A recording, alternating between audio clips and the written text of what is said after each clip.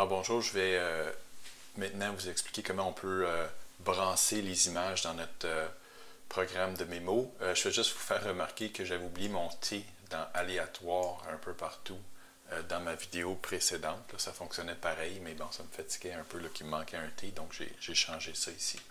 Donc si vous avez copié textuellement ce que j'ai fait, là, faites attention, il me manquait un T. OK, donc maintenant, ce que je vais vous montrer, c'est comment on peut brasser des images, ou enfin brasser le contenu de n'importe quel array. Donc, ça va être aussi très utile de connaître cette technique-là.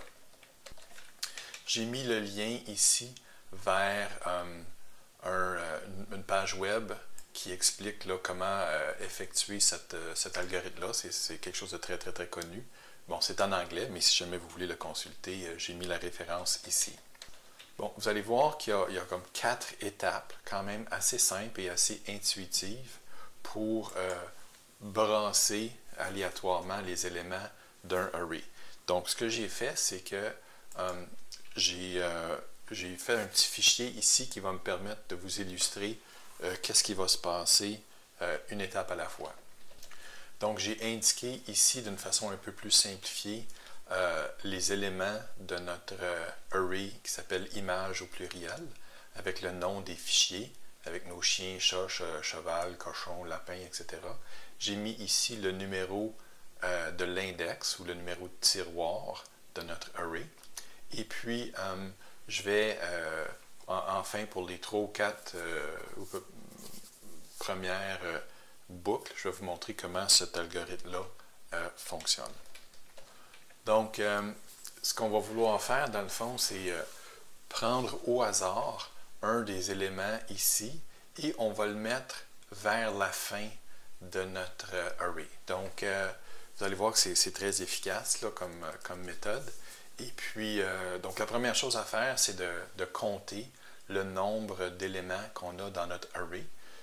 Si on fait ça avec la méthode length, on se rend compte qu'il y en a 10. Et on sait que le numéro du dernier tiroir, ça va être la longueur moins 1. Donc, le dernier tiroir, ça va être 9. Donc, ce qu'on va faire essentiellement, c'est que on va choisir ici, au hasard, un des éléments de notre array et on va aller le placer dans le dernier tiroir. Et ce qu'il y avait dans le dernier tiroir, on va aller le mettre là où on a choisi un élément au hasard. Puis on va répéter ça plusieurs fois et ça va brasser notre array. Je vais vous montrer comment coder ça dans le JavaScript dans un instant, mais on va commencer tout de suite à notre petite démonstration. Donc on va commencer avec une variable que j'ai tout simplement appelée i, qui va prendre la valeur 9, c'est-à-dire la valeur du dernier tiroir, okay, le numéro du dernier tiroir qui est 9. Puis, ce qu'on va faire, c'est que dans un premier temps, on va prendre cette valeur-là, puis on va venir la copier ici dans une variable temporaire qu'on va appeler temp. Okay? Donc ici, évidemment, ce n'est pas du code que vous voyez à l'écran, c'est juste un exemple. C'est comme si j'écrivais ça au tableau, dans le fond. Donc, on va copier le contenu ici parce que, vous allez voir, ça va se faire écraser par quelque chose de nouveau. Donc, la deuxième étape, ensuite, c'est de choisir un nombre aléatoire qui va se situer entre 0 et 8. Okay? Parce que présentement, on se trouve à travailler ici.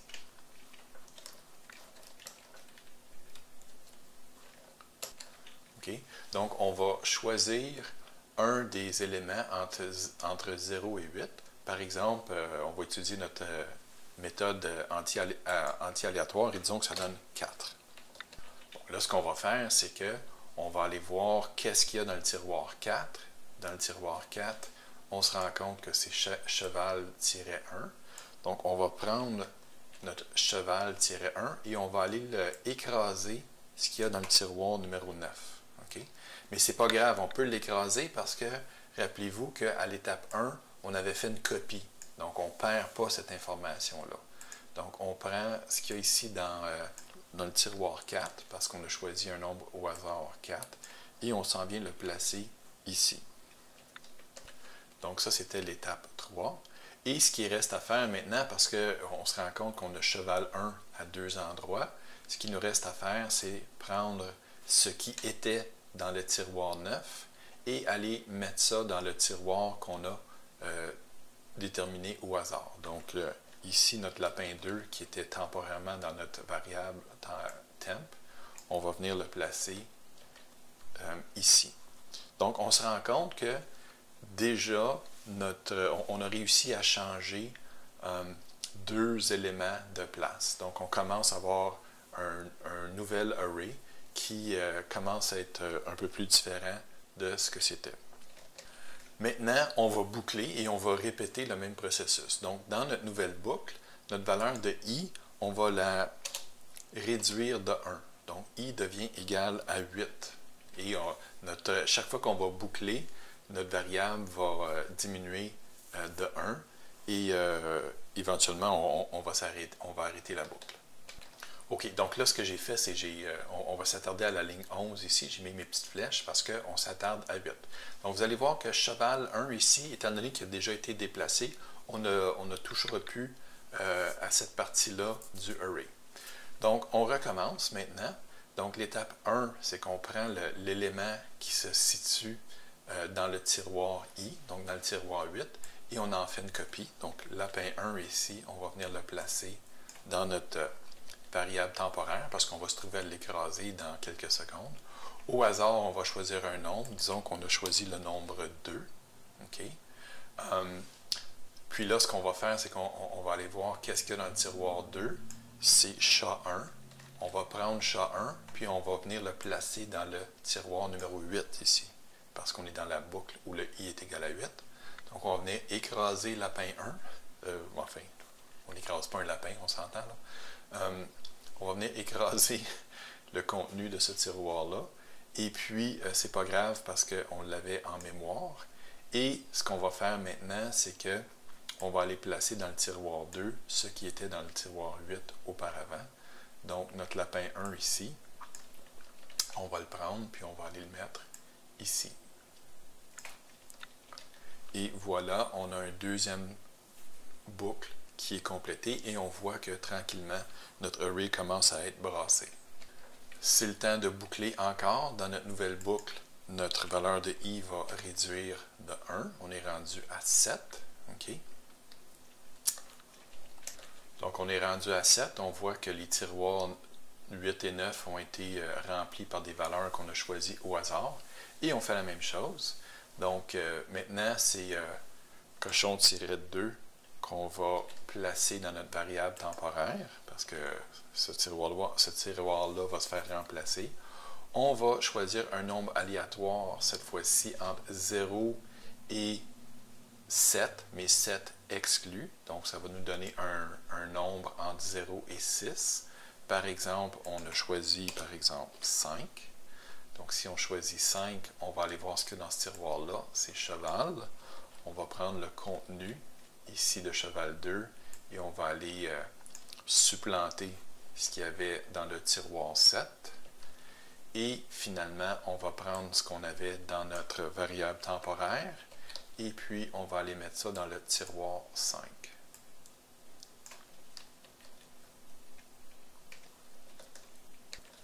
Donc, encore une fois, là, on a réussi à brasser notre array. Je vais faire une dernière boucle pour vous. Donc, dans cette boucle-là, la valeur de i réduit de 1. Donc, on travaille maintenant ici avec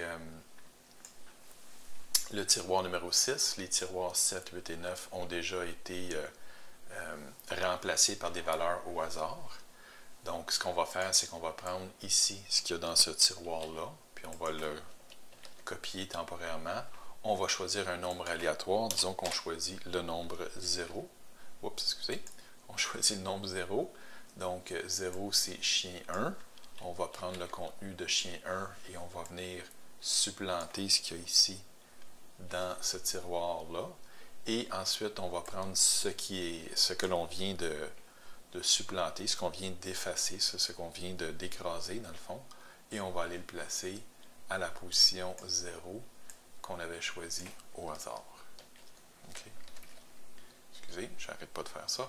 Donc, voilà, encore une fois, comment cette boucle-là fonctionne.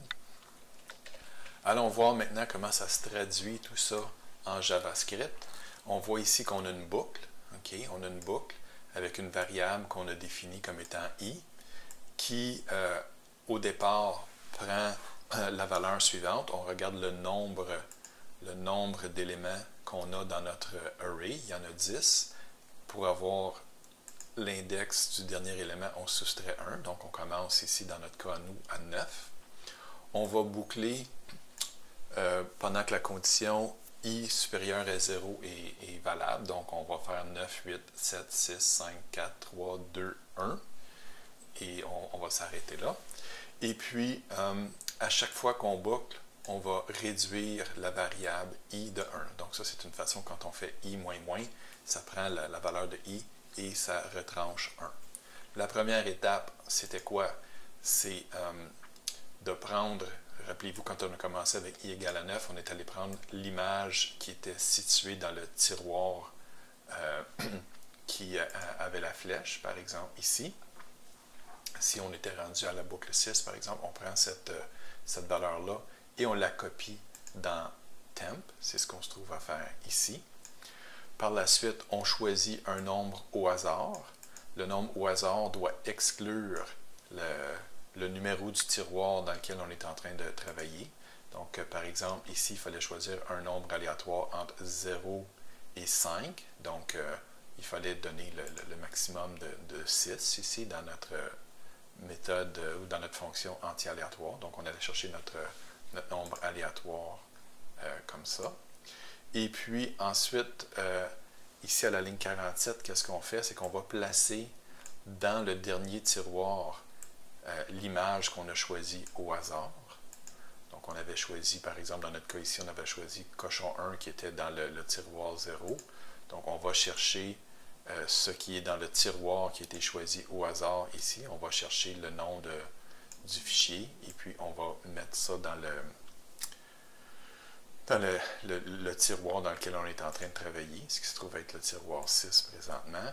Et puis, finalement, la dernière étape, c'est mettre l'image qui était dans le dernier tiroir, qu'on avait placé dans notre variable temporaire. On va aller mettre ça dans la variable ou dans le tiroir qui a été choisi au hasard. Donc, ici, on voit qu'on a le tiroir qui a été choisi au hasard et on va remplacer tout ça par temp.